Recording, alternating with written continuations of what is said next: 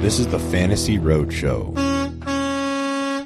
Hey, welcome in everybody to another Sunday live stream with your boys here at the Fantasy Roadshow. You can call me Truck, and I'm joined as always by the one and only Shane O'Mac. Shane, happy holidays. How was your Christmas? I feel like I haven't talked to you in weeks, even though it's only been a week. But how you doing, buddy? Doing good. Yeah, it was a weird week this week. We had games and Christmas colliding, and it was just a weird week with everything going on. So, yeah, I mean, I said it right when you hopped on today. I'm like, this feels hectic. It just feels crazy. A lot of stuff going on. Ryan, good morning, buddy. Welcome into the stream. Glad to have you on this beautiful Sunday morning. But yeah, I mean, I saw a tweet that kind of broke it down by, fancy Dr. Jesse Morris. We love Jesse Morris on the pod. Talking about how much of a hot mess this championship week has been. Hurts out, Tua out, Richardson out, Hubbard, Pollard, Lamb, and Njoku all out. Downgrades to A-Chain, Hill, Waddle, James Conner banged up, Tyrone Tracy banged up, Nico Collins had a dud, Zay Flowers dud, Pickens dud, Mixon dud, which you were hot on the trail for Joe Mixon, I will say. Saying weeks ago that he was going to have a tough fantasy playoff schedule. Charbonnet dud, JSN dud, the whole Bears dud. Like this has just been craziness, right? And then T. Higgins, we saw yesterday, just go nuclear with 3 touchdowns. He was due for a big game, you know what I mean, with T. Higgins. But overall, it's just I feel like it's been hectic. So I'm glad we're here, chopping it up, talking about today's games because there's still a lot to play out. A lot of we're going to see some questionable football being played today. We got Joe Flacco back in the mix.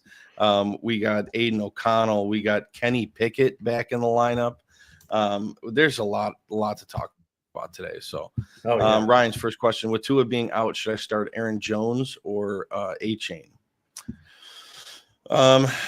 I mean, A-Chain's banged up. Do we have any information on A-Chain? I'm going to look it up. Yeah, he's fine to play. Right now, okay.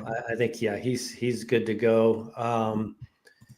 Aaron Jones. Do we like or Aaron Jones.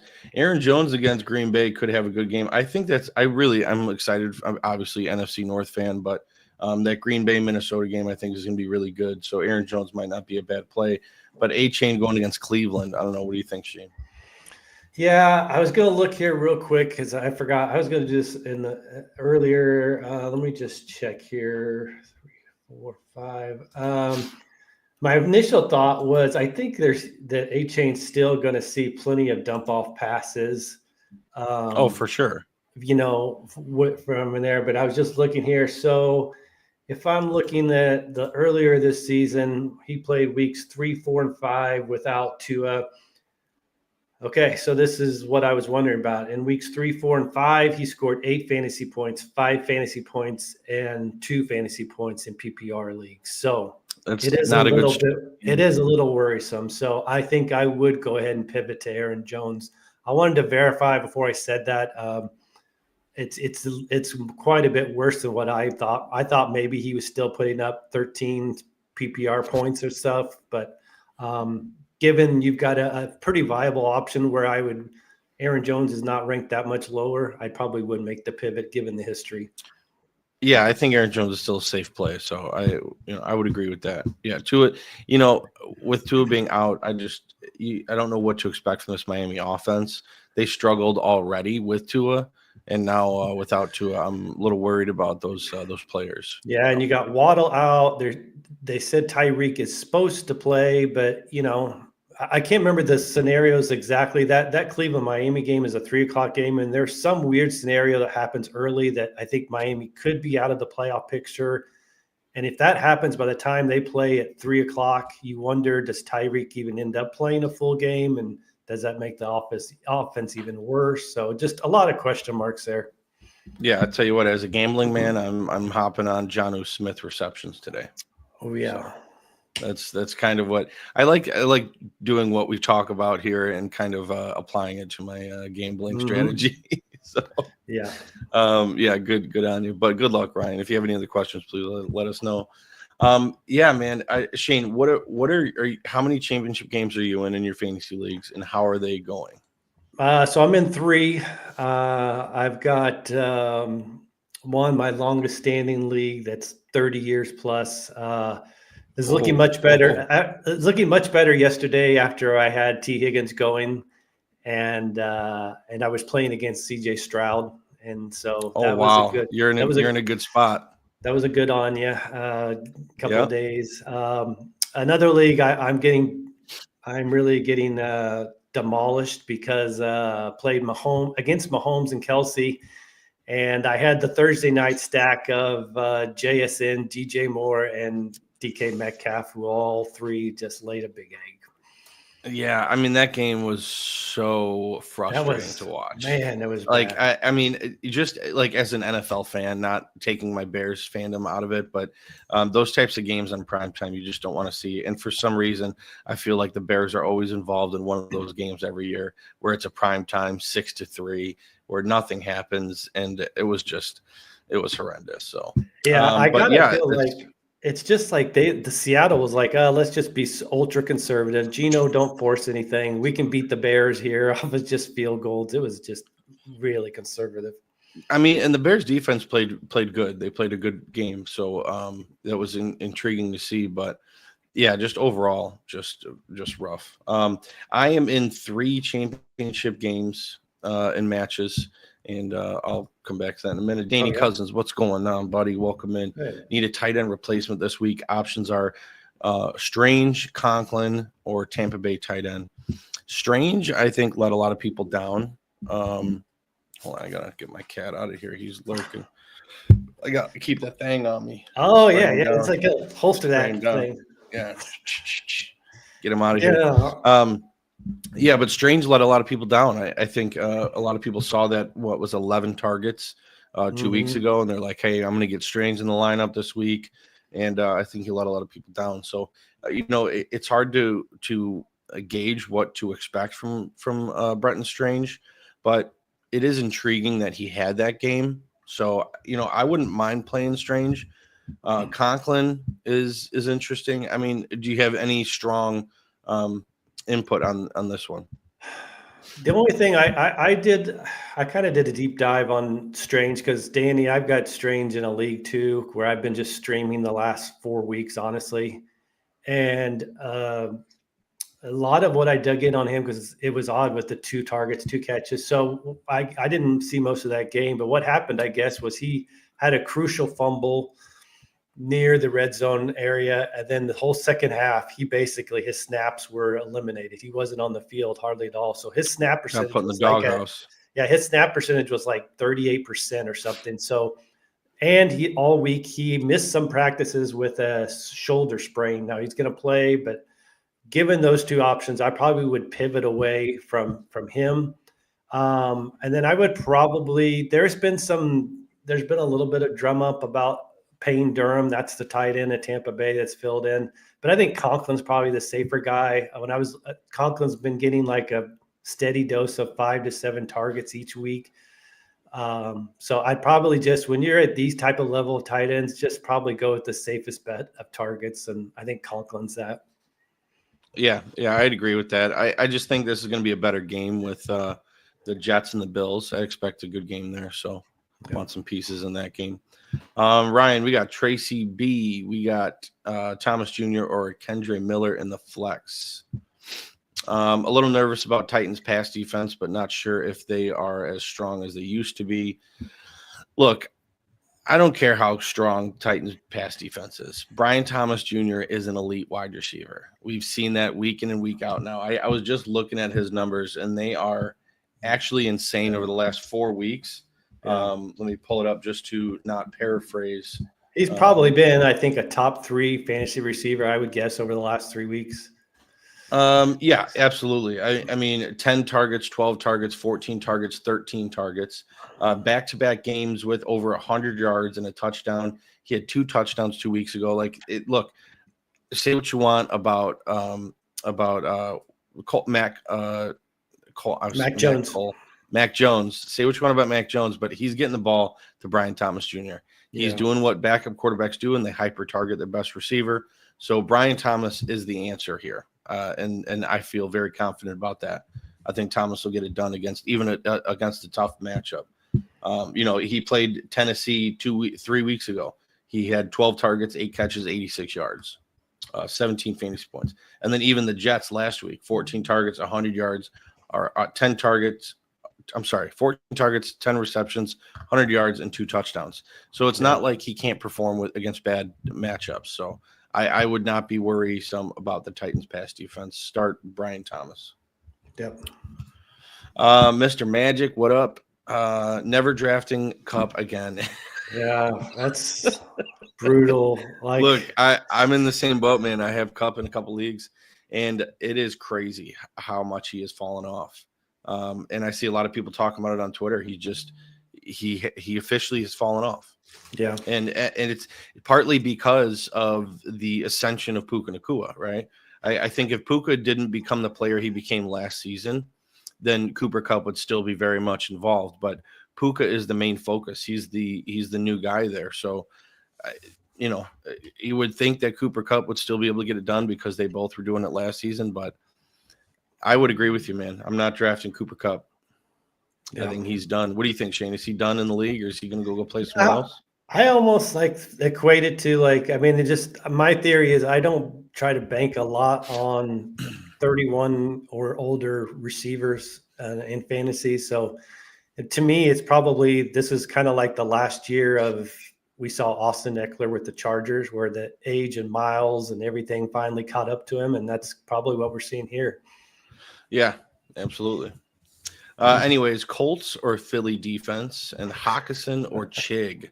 All right, so we got Hawk or Chig and Colts and Philly. Shane, I'll let you go ahead and take leads on the defense there, Shane. Do you know how many times I've been asked on Twitter, like the trio of Colts defense, Philly defense, or Miami defense? I mean, this has been like I've seen this question probably a half dozen times this week, and it's like ever evolving. Like because of everything that's come up, we've got.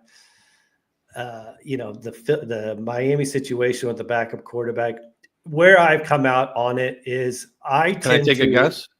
Yeah, go ahead. Guess what I'm gonna guess you're saying as of right now your stance is the Colts.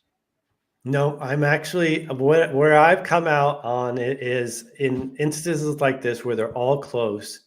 I tend to lean on who is the home defense, and so I'm going home defense, Philly. Eagles. Playing for the division title this year, playing against not a mobile quarterback in Cooper Rush. Now without their only playmaker on offense, CeeDee Lamb, that puts the Philly as a one, and a very close second is the Colts, I would say, just because, especially if your defensive scoring system is more about points allowed and stuff like that. I could see the Giants not getting more than a field goal, 6 tops. Yeah, that's fair. That's fair. That would be tough for me though. I don't know. That Colts defense looks pretty good to me. Yeah, but, it's very close. Either way. Oh, I'm sorry. Hawkinson or Chig Okonkwo. The fact that Chig is even an option right now in this conversation is absolutely insane to me. I don't know, how do you go away from Hawkinson? I would go Hawk, but Shane, do you think is Chig enticing enough to put him in over Hawkinson? I would probably lean with Chig actually based off of the target volume. But I want to bring this up real quick because we've got some nasty weather games in potential, and Tennessee Jacksonville is one of those games. So we got a recent update from Kevin Roth. He's a chief meteorologist and does fantasy and weather reports. And so real quick, he stated about 30 minutes ago, there's a heavy line of storms moving through Jacksonville that'll bring heavy rain with it.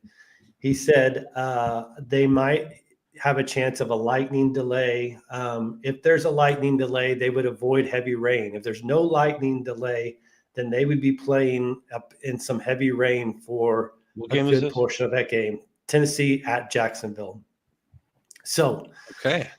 You can see maybe hold this up until 11:45 to see what the latest update is of the rain. But if there's no lightning delays going to happen in that game and they have to play through heavy rain, I'm a little bit nervous of the passing options, and I might default to Hawkinson playing in the safe dome in that 3 o'clock window game. Okay, weatherman Shane, and back at it again, coming in with some hot news. I did not know that. So good info. All right, let's move on to Ryan. Bill's still the best player, or Bill's still the best play over the Bucks and Colts today. I heard Adams wants to get his 500th touchdown with Rodgers today. Look, I looked into that as well. It's Aaron Rodgers going to be throwing his 500th touchdown today. Adams, of course, wants to catch it, and I'm sure Rodgers wants him to catch it, but there's not much of that significance where he's going to be targeting him. Devontae Adams did catch his 200th touchdown pass, and I believe his 400th touchdown pass. So he does have those mile markers. Maybe he wants the 500th. Cool thing. But Shane, are the Bills better than the Bucks or the Colts? As far as I'm assuming he's talking about defenses. Yes. Yeah, I would imagine. All right. I've got the Bills in one league. I'm a little concerned. Like New England moved the ball on them last week. They put up points. They put up yardage. So I probably tilt to the Colts, especially if your league is heavy on points allowed or yards allowed. Colts would be my first option. Bucks is actually kind of a sneaky second play over the Bills, just because no Chuba Hubbard now that in this offense. Tampa Bay is another bad rain game potential. So I think that could be some sloppiness, but Colts would be my number one. If you're talking yardage, points allowed, I don't see the Giants doing much against them. No, I agree with that. The Colts money line is like the lock of the day. Yeah. Straight from Coles. Happy holidays, you legends. Burrow for MVP. B Cork, you're the legend, buddy. We appreciate you joining.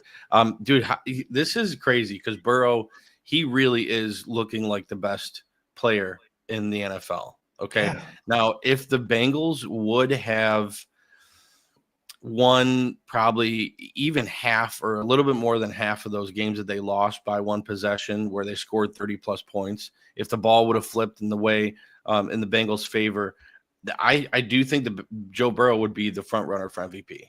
You know what I mean? With what he's been doing, how he's been playing, he would be in the conversation right now with Josh Allen and Lamar Jackson. So, I mean, incredible win last night or yesterday. I thought for sure they were going to lose that game or it was going to end up in a tie when they missed the field goal. They doinked it, right? Or doinked it. I'm like 35 yards. I mean, and 2 minutes and 30 seconds left, and I was like, this game's going to end in a tie. What the fuck? Yeah. And of course, they get the ball back, and Joe marches down, and T. Higgins does what T. Higgins does, man. It was incredible to see. But, yeah, Joe Burrow I think he might be my favorite football player.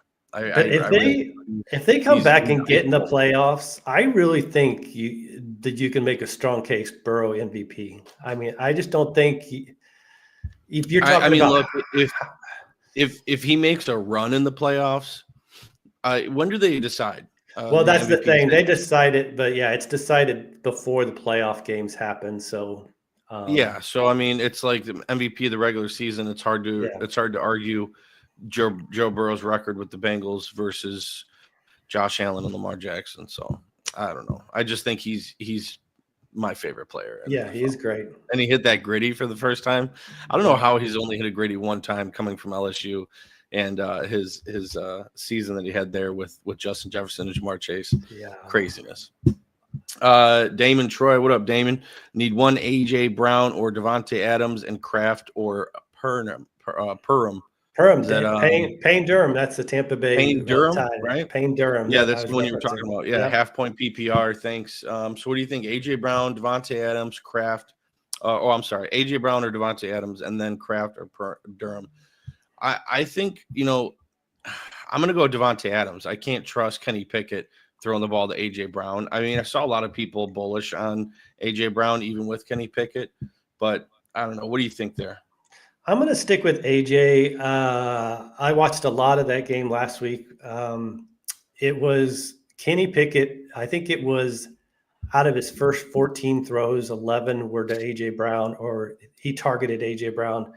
He focused in on him solely in that game. So I'm going to lean to AJ Brown on that.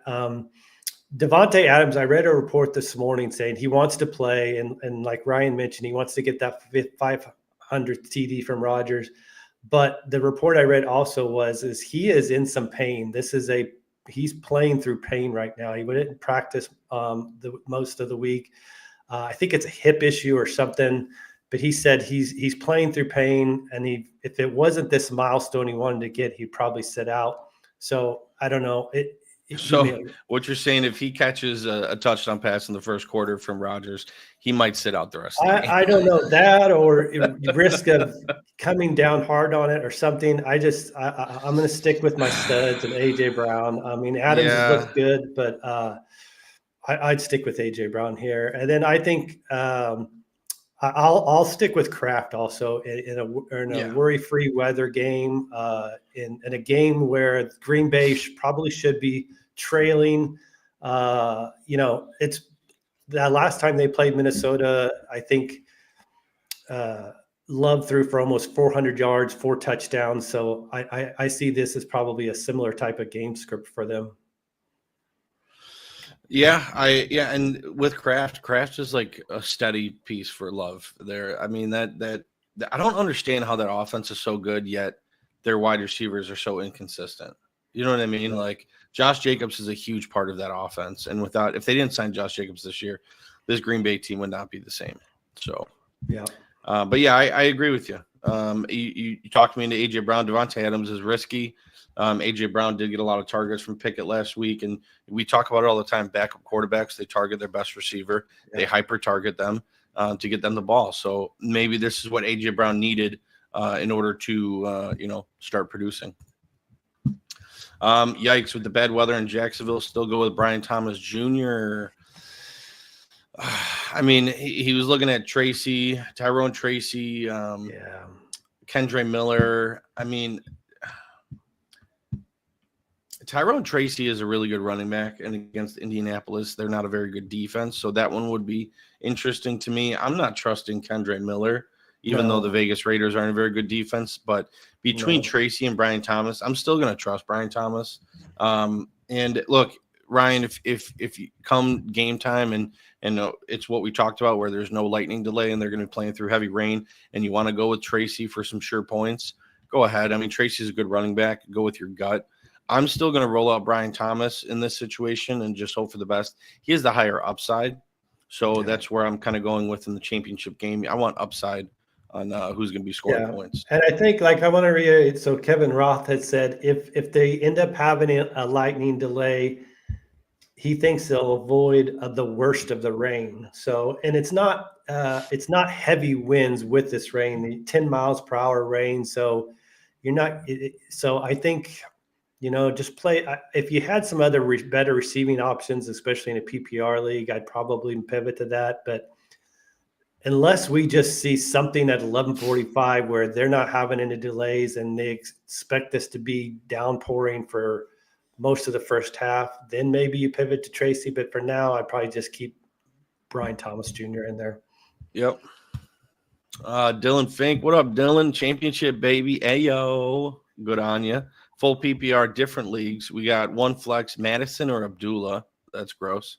Pick one between Miami or Philly defense, okay? And then pick one, Tampa Bay or Buffalo defense. So between Madison and Abdullah, that is disgusting. That is so tough. It is so tough. It really is. I mean, I'm more inclined to go Abdullah for the passing attack. You can get those catches, even if you get 4 or 5 receptions, I think you're in a better spot than waiting for a floor with Alexander Madison. But I don't know, Shane, do you agree with me? Would you go Abdullah with the passing upside?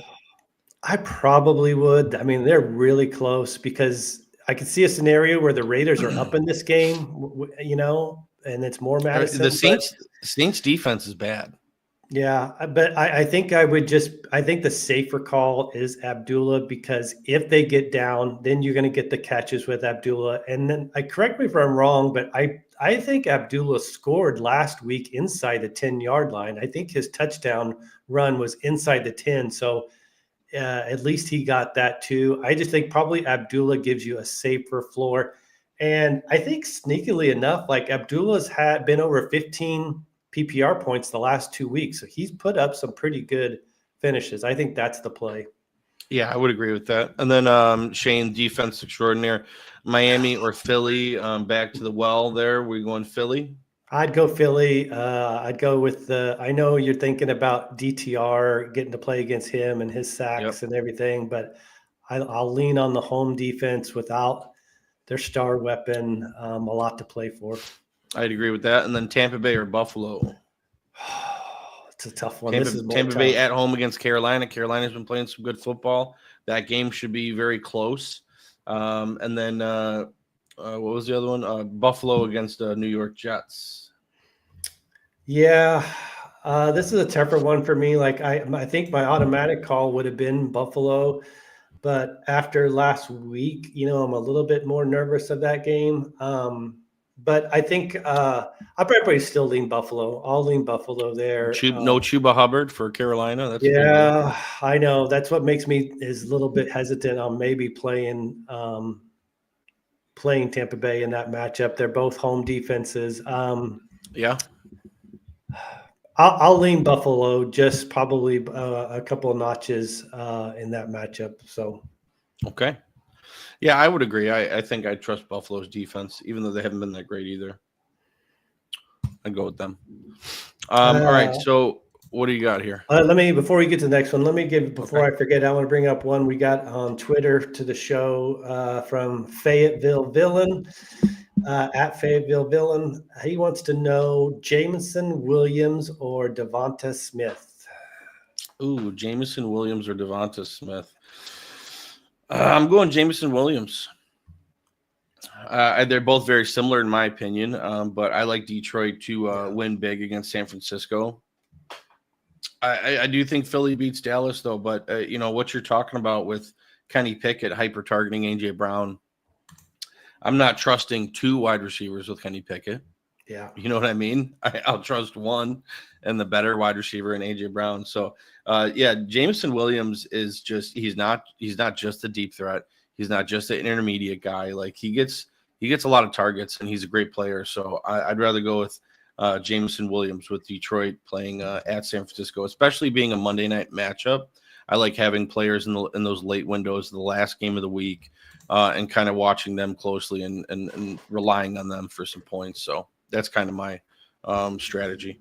Yeah, I think there's also a little more upside there with Jameson Williams. So if you're in a situation where you're down or something, like this feels like a sneaky high scoring game because of everybody that Detroit's missing on defense. I could see San Francisco moving the ball on them, putting up points. And so we saw it last week in Chicago, right? I mean, Jameson Williams had that 70-yard touchdown catch. I mean, boom, you get 13 points on one play, always that potential with him, where you're not going to get that with Smith in Philadelphia with Kenny Pickett at quarterback.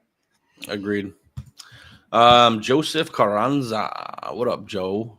How's it going, fellas? I'm in a standard league, gross, with a special scoring for tight end, 1.5 touchdown or 1.5 point per reception. Would you go for my flex, Ferguson or Neighbors? All right, Shane, is Ferguson enticing enough to go over Neighbors? I'm not willing to do that. I would still be playing Neighbors over Ferguson, but without CeeDee Lamb, backup or Cooper Rush likes targeting tight ends. So what do you think there, Shane? Is there enough there for you to trust him over Malik Neighbors? I know he's probably what you're looking at also is Neighbors didn't get any practices in until Friday. He got in a limited practice in with that, and you got the special scoring for tight end. But I'd probably still going to go with I'd go with Neighbors. I think Neighbors, you're not going to get. I mean, you're going to probably get. He's got a safe floor of targets and catches. I know Ferguson had a better game last week. But before that game, he had only had 5 combined catches in 2 games. Philly's a top 5 defense and fewest fantasy points allowed to tight ends. So I think that's gives us a tougher matchup. So I'm going Neighbors against that Colts. Drew Lock played last week, right? Yeah. Yeah, 14 targets to Neighbors. So I'm going Neighbors. I'm going heavy target, heavy catch floor. I know what you're thinking, no CeeDee Lamb, but still, this is a tough Philly defense against tight ends. Yep. Woody the Badger, what's going on, Woody the Woodpecker? We got Tucker Kraft or Dontavian Wicks, full PPR. I'm trying to fill my last flex spot. You got to go Kraft over Dontavian. Look, I understand Wicks could have those big games. He's got that big playability, but Kraft is the surefire guy.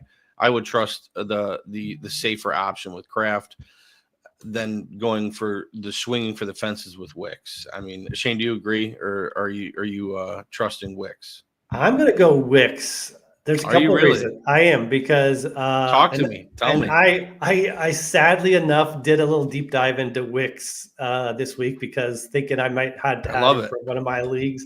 Okay. So when there's been no Christian Watson, which the reports are this morning, Christian Watson's not going to play in that late game. So that puts Wicks in as a starter on the outside as a full-time starter. And he has seen more targets when Watson has been out than Romeo Doubs has. So earlier this week against the Vikings, I think he had 14 targets in that game. He had a couple of touchdowns. I was just looking, Kraft over the last couple of weeks, 3 catches, 2 catches, 3 catches. So I think Wicks could even have a safer floor of catches probably in this game. I think he's got more upside, the better bet that could have multiple touchdowns. I would lean Wicks and full PPR now that we know that Watson's not going to play. You talked me into it. Good breakdown there. Yeah, Dontavian Wicks. I mean, here's the thing. When he gets those opportunities, he does produce. It's just, is he going to get those opportunities? That's the big question. So without Watson, that's a great option.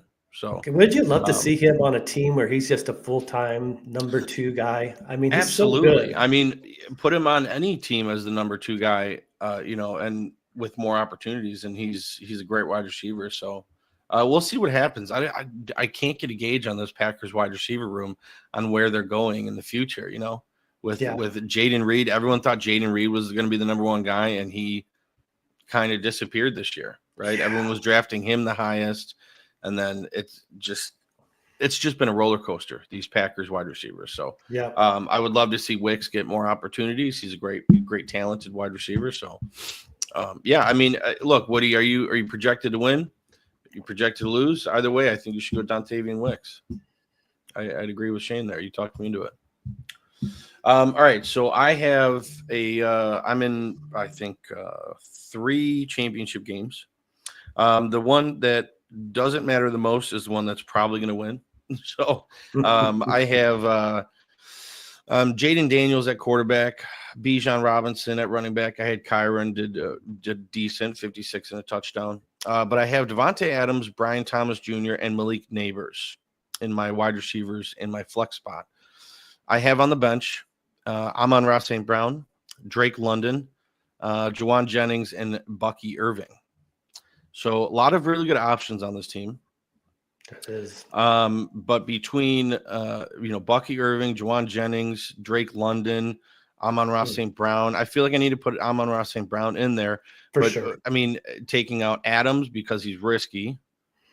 So I'll go ahead and make that swap now. But between Neighbors, Brian Thomas Jr., and I want to put Bucky in there somewhere. You got to You got to put Bucky in there, right? But who am I taking out, Brian Thomas or Neighbors? Because here's the other thing about Bucky. Not only is it probably going to be potentially a heavier run script. That's the other weather game of the week. But don't forget, Rachaad White, he had that costly game-losing fumble against the Cowboys at the end of that game.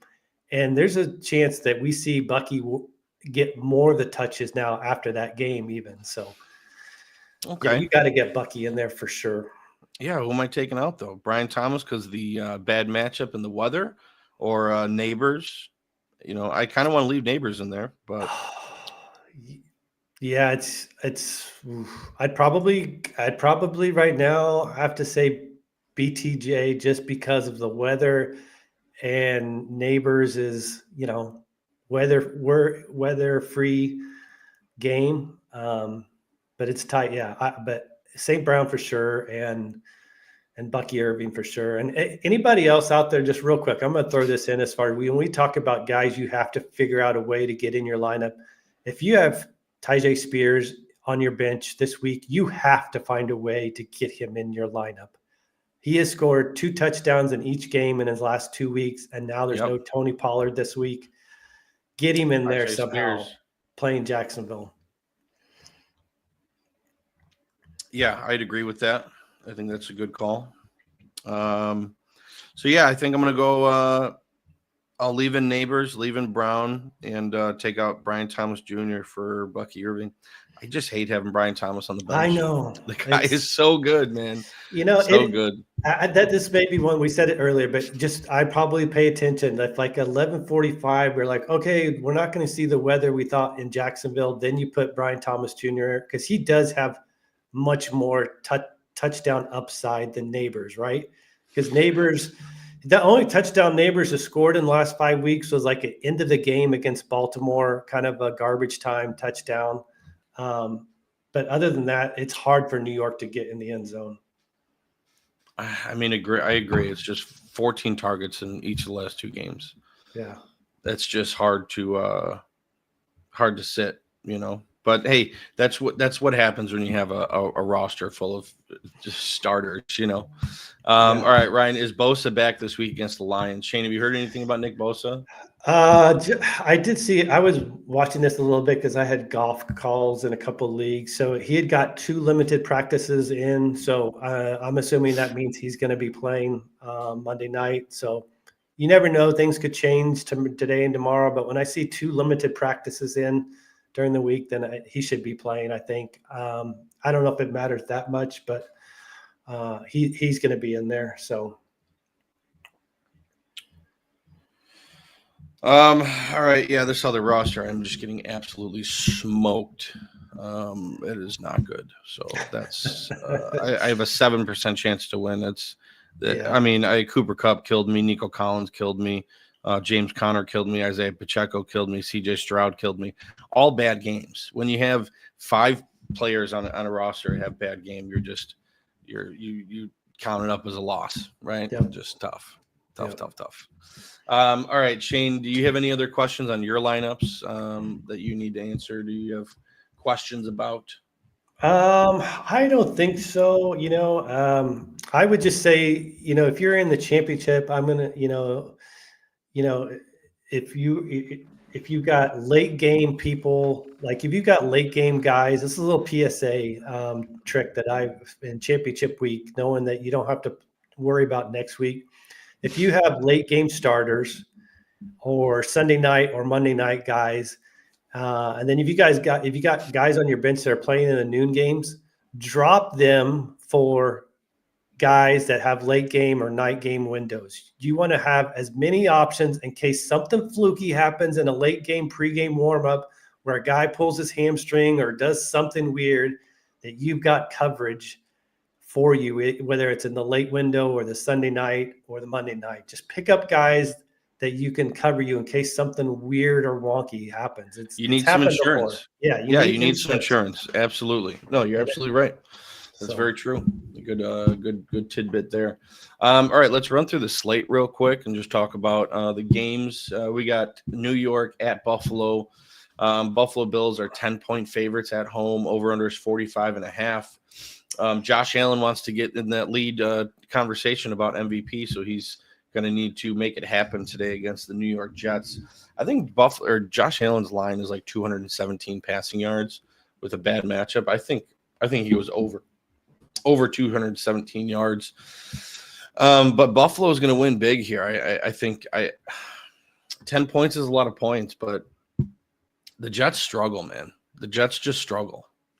What do you think? Yeah, it's so tough because you don't want to have recency bias. Like I saw that, is that 14-point line they had last week, and New England just put up the points on them and then it ended up covering. I don't know. I'd be leery of the points. I think the Jets can move the ball probably well enough in this game. But I'd probably be leery of a 10 points the way the Jets have put up points recently. What's going on with Brees Hall, dude? What is Yeah. going on with Brees Hall? I don't know. I don't know if it's more that it seems like to me also we're seeing a lot of pass heavy scripts for the Jets. Like Rodgers, they are throwing the ball a bunch. Even I Yeah, I think mean, when you have Adams and you have Garrett Wilson, why wouldn't you be throwing it a lot? But still, like I thought Brees Hall was really gonna, be in that conversation for best running back in the league, and he just has not done anything this year. I'm pretty sure his line today is like 44.5 yards. Like, how is Brees Hall projected for under 50 rushing yards? It's just, it's craziness, dude. I can't wrap my head around that one because I really expected. What was Brees Hall in our dynasty rankings for running backs? Top 5, top 3? Yeah, he was up the for sure. You know what I'm saying? Now it's like you got to reconsider. I'm not looking forward to this offseason and reevaluating our rankings and where we have everybody statted out. Like, this is going to be an interesting offseason. That's for sure. All right, but you got Buffalo winning the game, right? Yeah, Buffalo winning, yeah. Okay. Vegas Raiders at New Orleans Saints. Vegas are 2-point favorites on the road. Over-under is 37.5. It's not the lowest over-under of the week. Can you guess what the lowest over-under of the week, Shane, is? This might be the lowest. Is it now Miami, Cleveland? It is. Yeah. And I believe this is the lowest over-under of the season. Can you guess the number? I'm going to guess 34. 33.5. Very close. 33.5. Yeah, I don't think I've ever seen a number that low all season. So not a lot of points being scored in Miami, Cleveland game. But anyway, Vegas Raiders at the Saints. You got Spencer Rattler taking on Aiden O'Connell. Just an absolute grudge match over there in New Orleans. But, the Saints are bad, man. The Spencer Rattler, I'll be honest with you. I thought Spencer Rattler was going to be a lot better. I had a lot of hope for him in this New Orleans offense because I knew Derek Carr wasn't going to finish the season out. Something was going to happen with him, but I was really hoping Spencer Rattler was gonna do better. But he doesn't look to be very good. Aiden O'Connell is just like serviceable. Like he can get it done with. I love Jacoby Myers today and Brock Bowers. And I don't know. I mean, the Raiders win this game, but I don't want to watch this game. No, you know what I mean? It's going to be really ugly. But yeah, there's no way I can pick New Orleans with their limited offense. Yeah, they're trotting out there. Lily, say hi. Say hi, Lily. She's not very happy right now. Okay. All right. So yeah, I think the Raiders win. I would even take the 2 points. Indianapolis Colts at New York Jets. Colts are favored by 7.5 on the road. Over under is 40.5. Like I said, I think this is the lock of the day with the Colts money line. The Jets or the New York Giants have openly talked about the fact that they're tanking for Shedeur Sanders. I think a lot of people are projecting Shedeur being drafted there. So Colts are going to win. Not to mention they got Joe Flacco at quarterback. Okay, now I will say, though, last time Joe Flacco was on the field, it didn't work out too well. Joe Flacco did not play well. That was right before Anthony Richardson came back in the game. But, I mean, how do you not like Joe Flacco in this matchup? The Giants are absolutely terrible. Defense is terrible. They're tanking. Then I also took in my gambling portfolio, I took Josh Downs over 5.5 receptions. Oh, yeah. I mean, he loves Josh Downs, so I think I'm good with that there. But Ryan also forgot that the Giants have the number 1 pick, so they probably don't want to lose that by trying to beat the Colts. That's what we're saying. It's they're tanking, so Colts are going to win today. With Watson restructuring his contract, does that point to the Browns keeping him? I think it does. I think it definitely they're open to restructuring, and I think if he didn't restructure, there was going to be some conversations about his future with the team. But he rightfully so. He should restructure.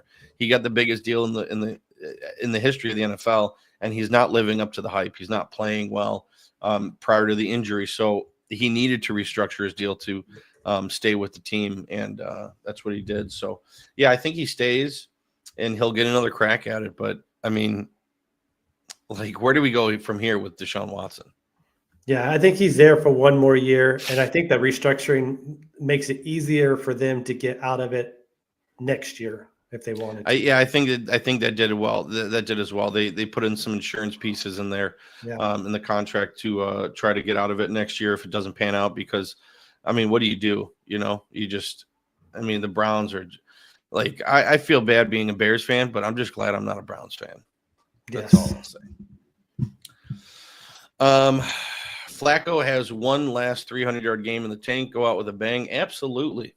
Although I will say he may not need to throw 300 yards to win this game. Jonathan Taylor, I think, is a really good play this week. I know his line is like 98.5 already. So Vegas is already projecting him to have a 100-yard game. So it's hard to gamble on that. But I mean, Jonathan Taylor with Joe Flacco at the quarterback position, he has good games like that. So I love Jonathan Taylor to score a touchdown today. I think he finds the end zone, maybe even a first touchdown scorer. But, yeah, Colts are going to win big, and maybe Flacco's not going to need to throw 300 yards. That's my only worry about that, But I think he's definitely safe for 200, I think. Yeah, for sure. Thoughts on Bowers today? I mean, look, Bowers is one of the best tight ends in the league. I mean, hey, Trey McBride finally caught a touchdown pass. He did finally, about it, right? But I mean, Trey McBride 17 targets last night. That is absolutely insane. Absolutely insane. What is it said? Oh, yeah. McBride finally got his touchdown pass. I've been asking you all each week about that. Look, I've bet on him to score a touchdown in each of the last 3 weeks, and this is the week that I did not do it. I forgot to do it, and of course he gets the touchdown. So that's just Murphy's Law, right? But Bowers, I mean, he's right up there, man. Look, Aiden O'Connell can get him the ball. We've seen him do it time and time again, and he's the number one target there. Jacoby Myers is a great number two there. I think Bowers has a good game. Bowers could easily find the end zone. This New Orleans defense is absolutely terrible. And I think Bowers has a big game. I do. It's not like the Vegas Raiders have a great running game, so they're going to need to move the ball, by throwing it to Jacoby Myers and Brock Bowers. So I took Jacoby Myers over 4.5 receptions. Really like that line today. And Bowers yards always seems like a good bet. So love that as well. Yep. PPR, McMillan, Madison, or Tracy. Jalen McMillan. How about him lately in his little breakout party last week? Every time he caught the ball, it's like, McMillan. Hey, there we go. So, he's been playing really good lately. And I think I might trust him over Madison or Tracy. Yeah, I picked up McMillan a couple weeks ago, but I think, and we wrote about him in our start piece this week, 7, 6, and 7 targets last 3 games. He's been a top 18 wide receiver in all 3 of those games. I think it's McMillan against this Carolina defense. The only caveat is I'm going to just keep saying this until check the weather 10 minutes before kickoff.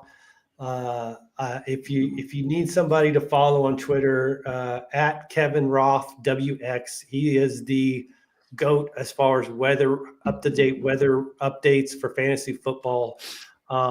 If we see reports that this is going to be a monsoon for at least half of the game, then I would probably pivot to Tracy, because Tracy gives you the receptions in a PPR league.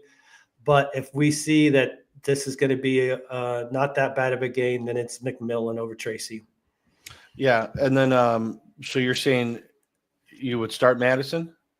No. It would be if the weather's going to be okay, it'd be McMillan 1, Tracy 2. It's a pick 2. We got to pick. Oh, 2. Pick 2. Sorry, my bad. Then it's McMillan and Tracy. Sorry, I didn't mention that in the beginning when I was reading the questions. Austin, my fault. Yeah, I go. Yeah, McMillan so when you said Tracy. McMillan over Tracy, I'm like, so then you're starting Madison. No, yeah, it's McMillan and Tracy. Yes.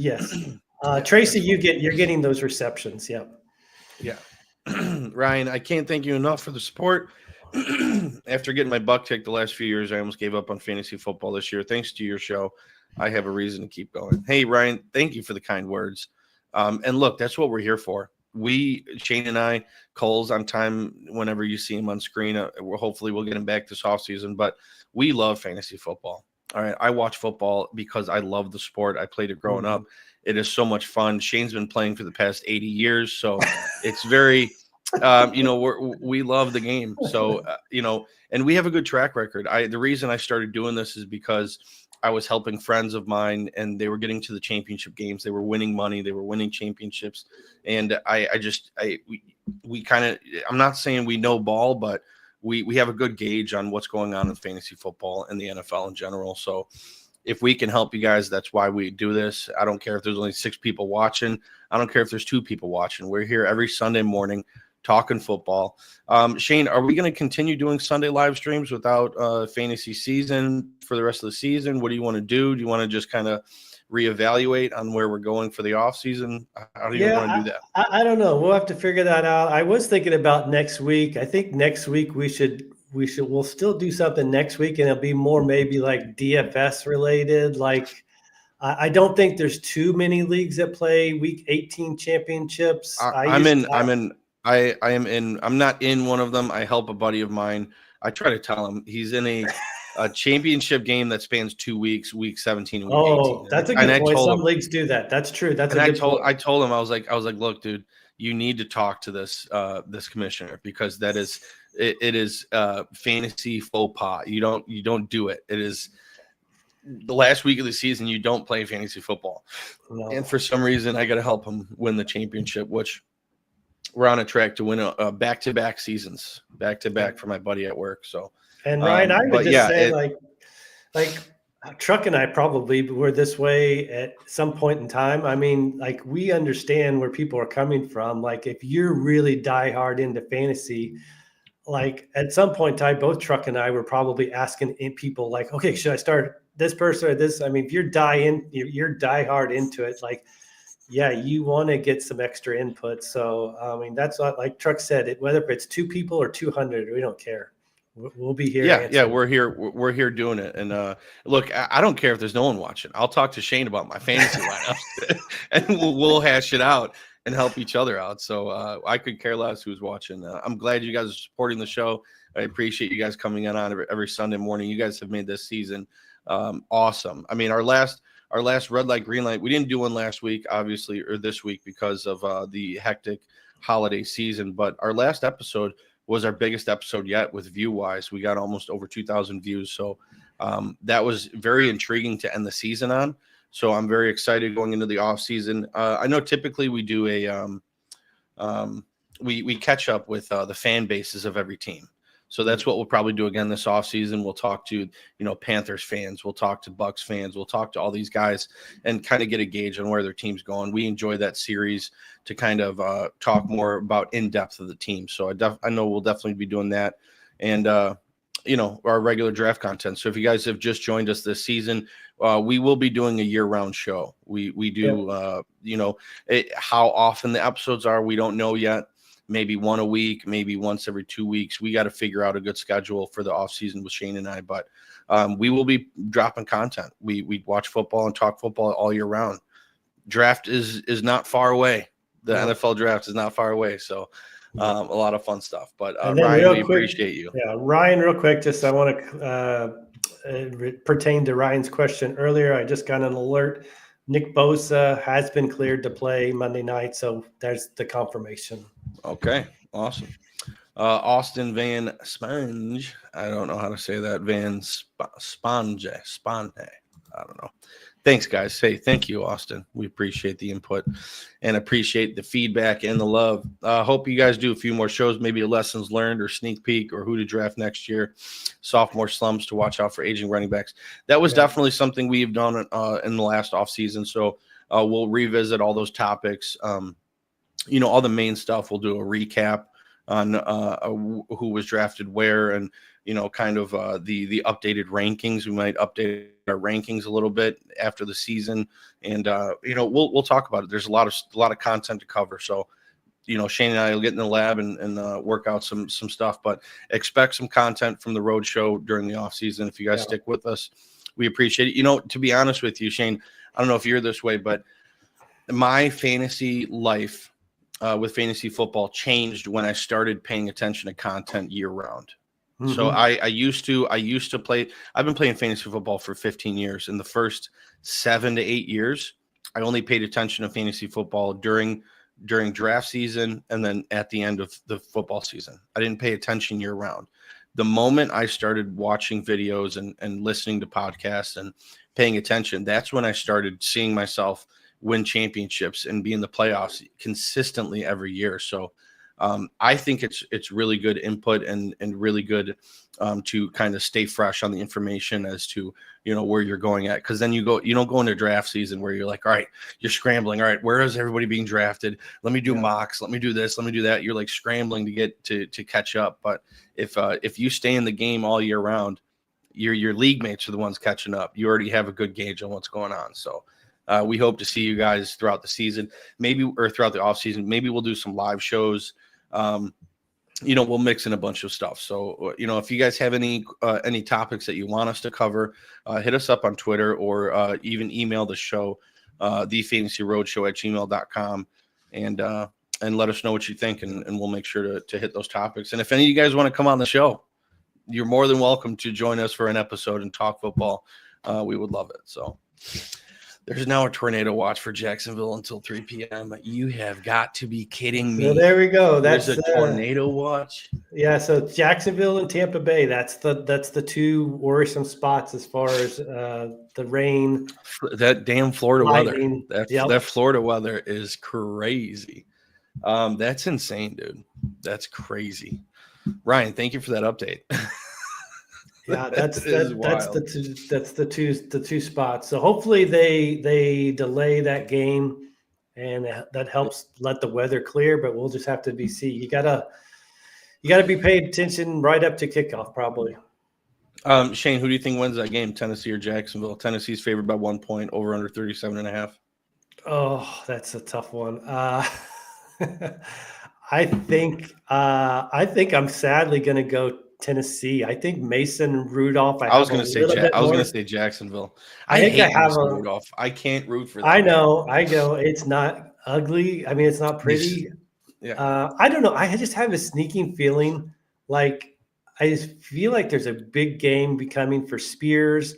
I think we see, depending on the weather, like we could see a Calvin Ridley revenge game happening with Mason Rudolph. So I'm leaning Tennessee. Maybe. Okay, I'm going Jacksonville. I mean, it's a pick 'em, so whatever. And then Miami, Cleveland. I mean, do we even want to? Who's going to win that game? Oh my God. Cleveland's at home, so I'll take the home team in an ugly matchup. Yeah, I guess. Who's the worst quarterback there? Is it DTR or versus? Am I blanking? Was it Huntley? Huntley, Snoop Huntley, right? Honestly, I would say DTR is worse than Huntley. Huntley's been in the league longer, played for Baltimore, so I would trust Huntley over DTR. And as I'm saying that, I'm going to pick Miami. All right, the game that I want to talk about: Green Bay Packers at Minnesota Vikings. This is a very impactful game in Minnesota. Minnesota's favored by 1 point at home, which is insane. 48-point over-under, so it is the highest over-under of the week. Well, I take that back. Detroit, San Francisco on Monday is 50.5. But up there, 48.5 is a lot of points. So this would be a great game to gamble on. I'm really excited to watch this game. I'll watch it closely. Who do you think wins, Shane? Minnesota at home. The Vikings did win the previous game, and I believe in this matchup, I was talking to a Packer fan the other day, and I haven't vetted this information, so don't hold me to it. But he told me in the past 3 years, the Packers versus Vikings, the home game has not won. The home team has not won. So in the past 3 years, it's always the road team to win the game between these two. That's interesting. I remember the first game, like the Minnesota got out to a huge lead, and then Green Bay came back. And it was Jordan Love's first game back from injury. Yep, it was. I'm not betting against the Vikings and Sam Darnold. I'm done betting against them. I think if that record is the thing, I think they break that curse record this week. What's the curse record? Well, the one your friend mentioned where the home team hasn't won. The home team hasn't won in the last 3 years in this matchup. Yeah. I mean, I was talking to a Packer fan yesterday, like I mentioned, and I told him I think Minnesota's got the better team. They have a really good run defense, and Josh Jacobs is their main asset over there in Green Bay. So I would pick Minnesota to win this game. I just like their weapons. Jordan Addison and Justin Jefferson are just such a good tandem with Hawkinson and Aaron Jones playing. I'm picking Minnesota to win that game. Yep. And then Atlanta and Washington, another potential playoff indication as to who's going to win this game. But Sunday Night Football, Atlanta at Washington. Washington's favored by 3.5, 46.5 over under. I mean, Washington just beat Philadelphia. Yeah. When I didn't think they would.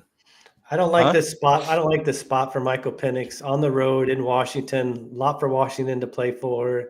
It's another game where rain's going to be a factor throughout the game. So I think Washington. Penix versus Jaden Daniels. We got a rookie showdown.